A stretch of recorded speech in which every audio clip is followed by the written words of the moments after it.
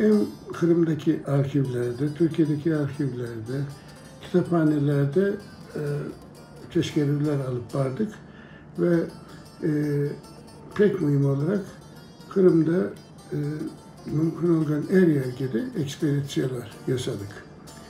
Anda bizim maksadımız halkımızın, Kırım Tatarlarının Kırım'da kalan 1000 yıllık daha ziyade mimari mirasından bugünkü sağ çıkan, bugünkü aleda ayakta duran her şeyini ama her şeyini gösterebilmek idi.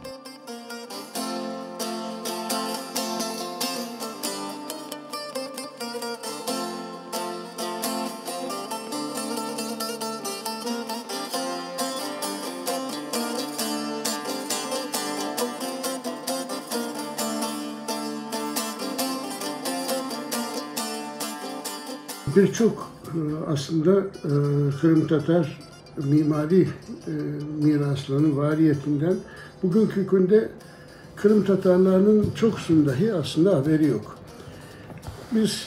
Bizim bu işimiz, bu kitabımız aslında bu hususta birinci misal oldu. 2010'lu yılların ortalarında Kırım'da bunu aşılan birkaç daha böyle kitap çıktığında biz kıvançla göremiz. Türk İslam mimari variyetinin Kırım'da bugün afsus ki pek balaban kısmı, belki 90%, belki 95% afsus ki bugün ayakta değil.